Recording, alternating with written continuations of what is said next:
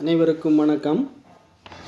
நாம் இன்று பார்க்கவிருக்கின்ற தலைப்பு இயல் 6இல் உள்ள மெய்ப்பாட்டியல். இதனுடைய ஆசிரியர் தொல்காப்பியர். அதனுடைய நூற்குறிப்பை நாம் பார்க்கலாம்.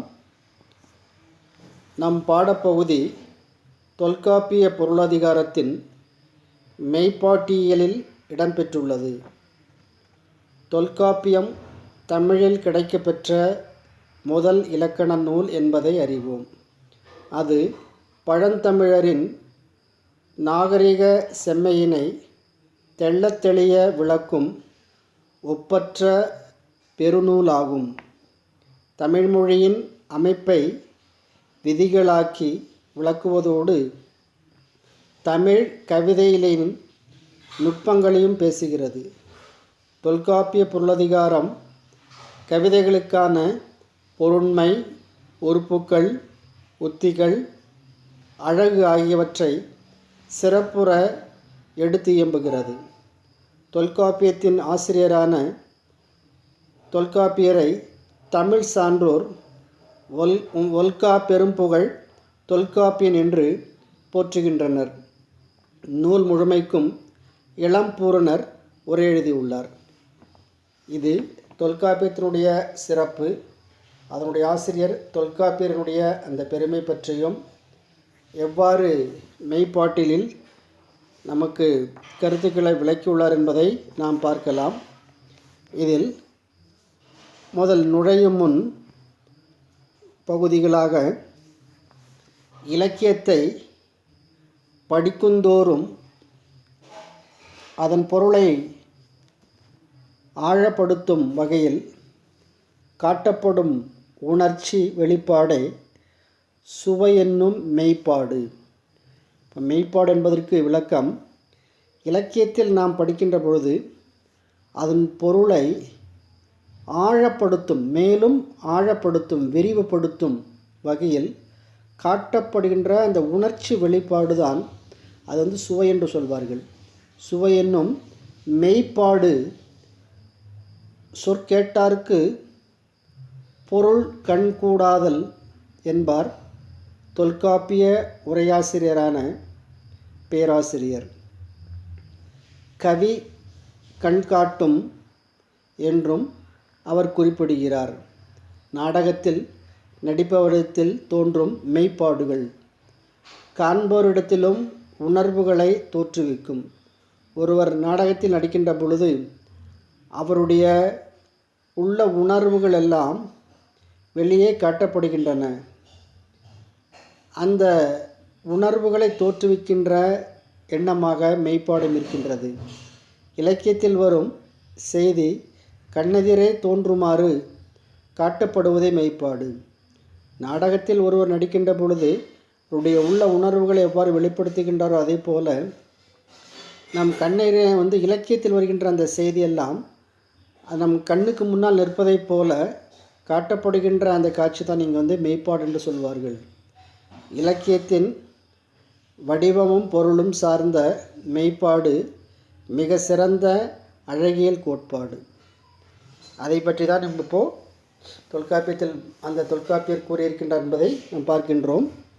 இதில் தொல்காப்பியத்தினுடைய சூத்திரமாக நகையே, அழுகை, இளிவரல், மருட்கை,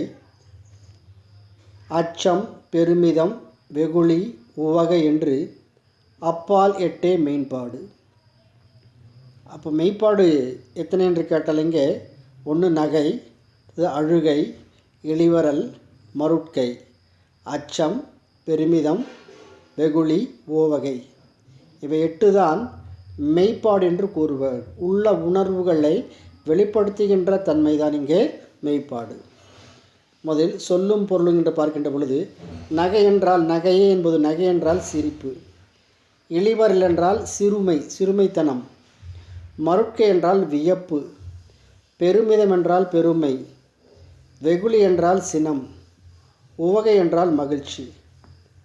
இதை நாம் பார்க்கின்ற பொழுது முதல் நூற்பாவினுடைய பொருள் சிரிப்பு, அழுகை, சிறுமை, வியப்பு, அச்சம், அடுத்து பெருமை, சினம், மகிழ்ச்சி என்று மெய்ப்பாடு எண் வகைப்படும். இந்த இலக்கண குறிப்பாக இருக்கின்ற பகுதி இருக்கின்றது. இங்கே நகை, அழுகை, இளிவரல், மறுக்கை இந்த அதெல்லாம் சொல்கின்ற பொழுது இதையெல்லாம் தொழிலை உணர்த்துகின்றதனால் தொழில் பெயர் என்று சொல்வார்கள். தொழிலை உணர்த்துகின்ற காரியத்தில் இப்போ ஆடுதல், பாடுதல், ஓடுதல், உண்டல், உறங்கல்னு சொல்லுவாங்களே, அதே போல் இவையெல்லாம் தொழிலை உணர்த்துகின்ற காரணத்தினால் இது தொழில் பெயர் என்று கூறுவர். அதை தொடர்ந்து மெய்ப்பாடுகளை விளக்கும் இலக்கிய எடுத்துக்காட்டுகளை பற்றி பார்ப்போம். முதல்ல நகை. நகை என்றால் பார்த்திருக்கின்றோம், சிரிப்பு. பாடிய பாணனின் குரலை எள்ளி நகையாடிய தலைவியின் கூற்று இது. ஒரு பாணன் அந்த பாணனுடைய குரலை நகையாடிய ஒரு தலைவி, ஒரு பாணன் ஒரு பாட்டை எழுதி அதை பற்றி பாடுகின்ற பொழுது அதை எள்ளி அதை பார்த்து சிரித்து இருக்கின்ற தலைவியினுடைய கூற்று எவ்வாறு இருக்கின்றது பார்க்கலாம். ஈட்டுப்புகழ் நந்தி பாணனி எங்கையர்த்தம் வீட்டிருந்து பாட விடிவளவும் காட்டிலழும் பேயென்றாள் அன்னை பிறர் நரியென்றார் தோழி நாயென்றாள் நீ என்றேன் நான். நந்தி கலம்பகத்தில் வருகின்ற ஒரு பாடல். இதனுடைய பொருளாக எவ்வாறு இதில் சிரிப்புக்கள் நகை வச்சோ இருக்கின்றது என்பது பார்க்கலாம். பாடலினுடைய பொருளாக, புகழ்மிக்க தலைவனின் புகழ் பாடுவோனே, புகழ்மிக்க தலைவனுடைய புகழை பாடுவோனே, நீ எங்கள் வீட்டின் முன் இரவு முழுவதும் பாடினாய். அதை கேட்டு என் தாய் விடிய விடிய காட்டில் அழும் பேய் என்றாள். என்னுடைய குரலை பார்த்து என்னுடைய தாயானவள் அதை பேய் என்று சொன்னாள். பிறர் நரி ஊளையிட்டது என்றனர். தோழியோ நாய் குரைத்தது என்றாள். இல்லை, நீ என்றேன் நான். இதெல்லாம் கிடையாது. அது பேய் கிடையாது, நரி கிடையாது, நாய் கிடையாது. நாய் என்றால், ஆனால் அதெல்லாம் யாரும் கிடையாது, அது நீதான் என்று நான் சொல்கின்ற பொழுது அதில் நகைச்சுவை பிறக்கின்றது. அதைதான் நகையை தொடர்ந்து அழுகை. தலைவன் காட்டில் புலியுடன் போராடி இறந்து பட தலைவி துயரில் கூறுவது. தலைவனை நினைத்திருக்கின்ற அந்த தலைவியானவள் இப்பொழுது அழுகின்றாள். தலைவன் காட்டில் புலியுடன் போராடி இறந்து விட்டான். அதை பார்த்து அவளுடைய அழுகை அதிகமாக இருக்கின்றது. அது எவ்வாறு கூறுவது? ஐயோ எனின் யான் புலி அஞ்சுவலே, அனைத்தனன் கொளினே அகன்மார்பு எடுக்க வல்லேன், என்போல் பெருவெதிர்ப்பு உருக நின்னை இன்னாது உற்ற அரணில் கூற்று. இதில் போரில் இறந்துபட்ட தலைவனின் உடலை பார்த்து தலைவி ஐயோ என கதறினாள். காட்டில் உள்ள புலி வந்துவிடுமோ என அஞ்சுகின்றேன். தூக்கி எடுத்து செல்லலாம் என்றால் அகன்ற மார்பு கொண்ட உன்னை தூக்கவும் இயலாது. இவ்வாறு துன்புறு வண்ணம் செய்ததே குற்றம். அக்குற்றம் என்னைப் போல் துன்புறட்டும். ஆனால் தலைவனை நினைத்து இங்கே தலைவியானவள் துன்பமடைகின்றாள். ஆனால் அங்கே இறந்து கிடந்த உன்னை நான் தூக்கி எடுத்து செல்லலாம் என்று நினைத்தேன். ஆனால் அகன்ற மார்பு கொண்ட உன்னை என்னால் தூக்க இயலாது. இவ்வளவு துன்பம் செய்தவன் என்றால் கூற்றம், அந்த யமன். அந்த கூற்றம் அந்த யமனுக்கும் என்னைப் போல் அவனும் துன்புறட்டும். நான் எவ்வாறு அழுகின்றேனோ அதேபோல் அவனும் அழட்டும் என்று தலைவியானவள் தலைவனை நினைத்து அழுகின்றாள். இப்பகுதி அழுகையை குறிக்கின்றது. முதலில் நகை, அடுத்தது அழுகை. மூணாவது இளிவரல். இளிவரல் என்றால் சிறுமை. சிறுமைத்தனம் என்று சொல்வார்கள் அல்லவா, அதை தான் இங்கே சேரன் கணக்கால் இரும்புரை சிறையில் தண்ணீர் கேட்டு காலம் தாழ்த்தி கொடுத்ததால் அதை அருந்தாமல் தவிர்த்து தனக்கேற்பட்ட சிறுமியை எண்ணி, சிறுமை என்பதற்கு நாம் ஒரு அவமதிப்பு அவமானம் என்று சொல்லலாம், எண்ணி பாடியது. உரிய நேரத்தில் தண்ணீர் கொடுக்காத காரணத்தினால் அதை அவன் தவிர்த்து விடுகின்றான், ஒரு அவமதிப்பாக நினைக்கின்றான். அதை தான் இங்கே தொடர்படு குமலையின் இடர்படுத்து இரிய கேளல் கேளிர் வேளாண் சிறுபதம் மதுகையின்றி வயிற்று தீத்தணிய தாம் இறந்து உண்ணும் அளவை இன்மரோ இவ்வுலகத்தானே. ஒரு புறநானூறு பாடல். இதில் நாயை கட்டுவது போல சங்கிலியால் கட்டி வைத்து என்னை துன்புறுத்தி சிறையிலிட்டனர். சேரன் கணக்கால் இரும்புரை சொல்கின்றார், என்னை சிறையில் அவர்கள் அடைத்து விட்டார்கள், துன்புறுத்தி விட்டார்கள், நாயை கட்டுவது போல் என்னை கட்டி வைத்தார்கள். அப்படி சிறையிலிட்டவர்களின் உதவியினால் வந்த தண்ணீரை மன வலிமையின்றி இறந்து உண்ணுபவரை இவ்வுலகில் அரசர் என போற்றுவார்களா? அந்த நாயை கட்டுவது போல் கட்டி என்னை துன்புறுத்திய அவர்கள் தருகின்ற அந்த நீரை என்னை அவமதித்த பின்னால் அந்த நீரை நான் குடித்து மனவலிமையின்றி இறந்து உண்ணுபவரை இவ்வுலகில் அரசர் என்று போற்றுவார்களா? அவ்வாறு குடித்து நான் வாழ்வது என்பது அது இயலாது. அதனால் நான் அந்த நீரை தவிர்க்கின்றேன் என்று சொல்கின்றார். அதை தான் இது இளிவரல் என்று சொல்வார்கள். அடுத்தது மருட்கை என்றால் வியப்பு. கண்ணகி வானூர்தியில் வானுலகு சென்ற காட்சியை கண்ட குன்றவர்களின் அடைந்த வியப்பு. கண்ணகி கோவலனை பிரிந்த பின்னால் சேர நாட்டுக்கு செல்கின்றாள். அங்கே சேரன் செங்குட்டுவன் கண்ணகிக்கு வேண்டிய அந்த மரியாதையை செலுத்திய பின்னால் கண்ணகிக்கு அங்கே கோயில் கட்டப்படுகின்றது.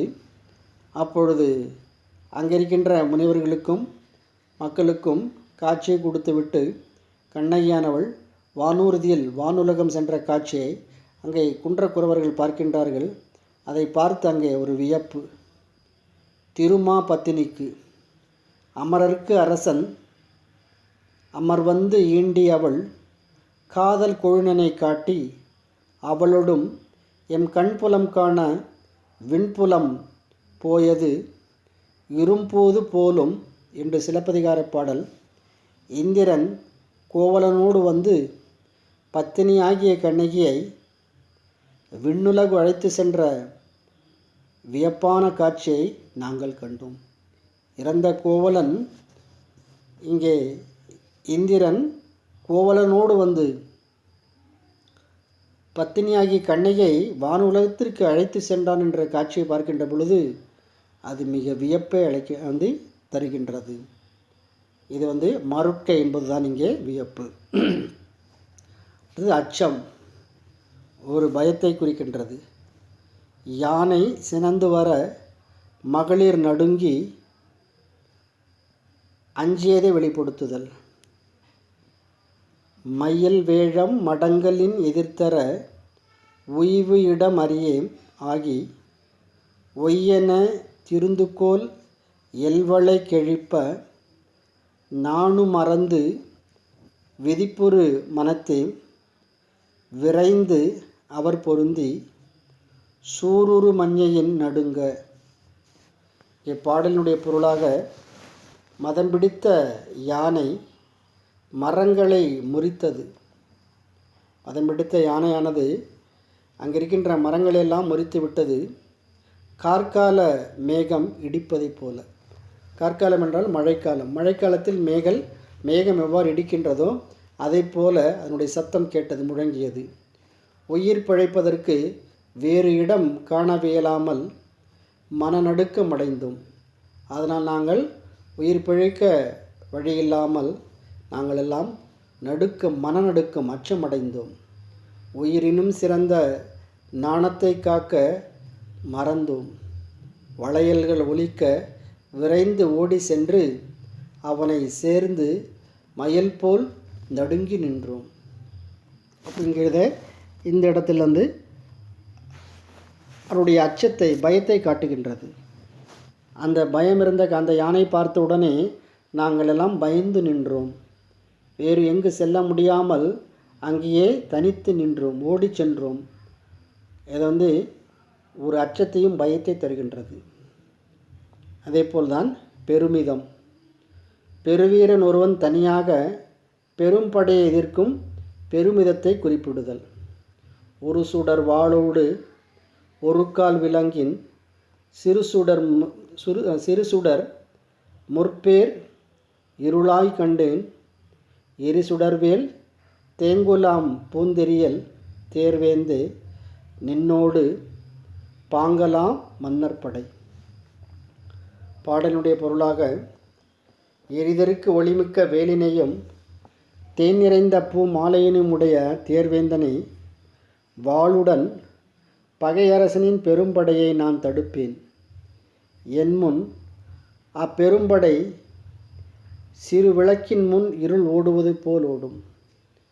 இங்கே ஒரு சிறந்த வீரன் ஒருவன் தனியாக நின்று பெரும் படை எதிர்க்கின்ற அந்த காட்சியை தான் இங்கே விளக்குகின்றார். அதனால் அந்த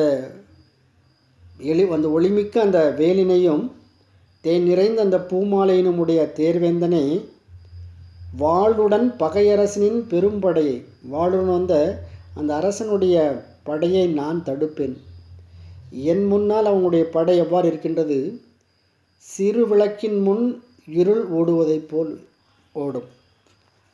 இந்த விளக்கின் முன் இருள் எவ்வாறு அகன்று போடுமோ அதே போல் என் முன்னால் வந்த படையை நான் தடுப்பேன் என்று பெருமிதம் கூறுகின்றான். அவனுடைய பெருமையை கூறுகின்றான். வெகுளி சினம். தன்னை இளையவன் என்று எள்ளிய பகைவேந்தர் மீது பாண்டிய நெடுஞ்செழியன் சினம் கொண்டு வஞ்சினம் கூறுதல். பாண்டிய நெடுஞ்செழிய மன்னன் தன்னை எள்ளிய பகைவேந்தர் மீது கோபம் கொள்ளுதல். ஒரு துப்பு அஞ்சாது உடல் சின்னம் செருக்கி சிறுச்சொல் சொல்லிய சினங்கெழு வேந்தரை அருஞ்சம சிதைய தாக்கி முரசமோடு ஒருங்கு அகப்படேன் என் ஆயின். இங்கே சிறுச்சொல் சொல்லிய சினமிக்க வேந்தரை வென்று அவர்கள் சிதறி ஓடுமாறு போரிட்டு அவர்களது முரசியும் ஒருங்கே கைப்பற்றுவேன்.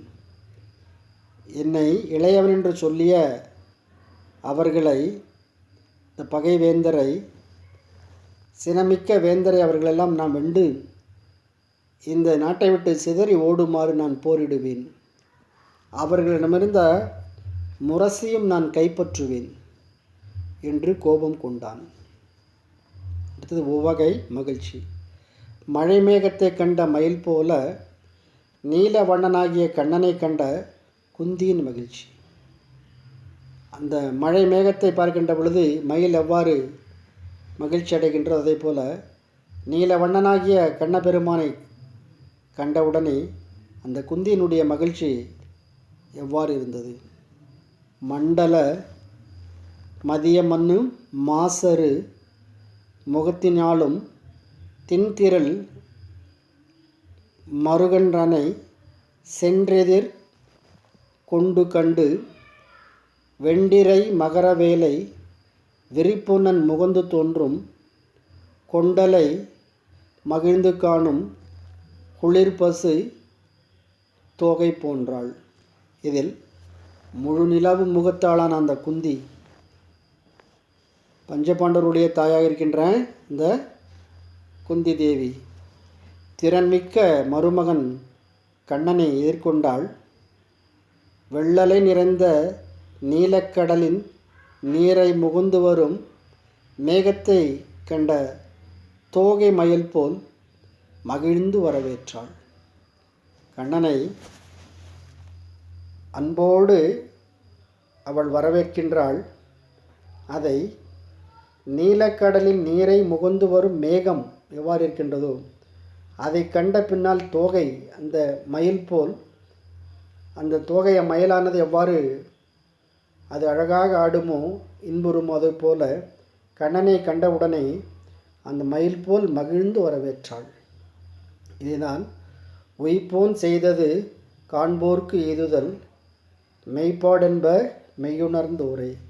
இந்த செய்தியும் சொல்கின்ற பொழுது இலக்கியத்தில் கண்ட காட்சியை நேரடி கண்முன்னே நிற்பதைப் போல அதை அழகுபடுத்தி மனதில் நிற்பதற்கான ஒரு வழிவகையாக இந்த குறிப்புகள் பாடல்கள் அமைந்த காரணத்தினால்தான் இதை மெய்ப்பாடுகள் என்று சொல்வார்கள். அதான் அந்த மெய்ப்பாடுகளுடைய வகையாக நாம் அந்த 8ஐ படிக்கின்றோம். இந்த மெய்ப்பாடுகளுடைய வகையை நீங்கள் ஒரு முறை படிக்க வேண்டும். அது இல்லாமல் சிலப்பதிகாரத்தினுடைய அரங்கேற்று காதை பார்த்து விட்டோம். அதுக்கு முன்னால் கவிதைகள் இருக்கின்றது. அதனால் இதற்கு பின்னால் இந்த 6வது இயலில் இருக்கின்ற குருவினா பகுதியை நீங்கள் படித்து எழுதி அனுப்ப வேண்டும். நன்றி, வணக்கம்.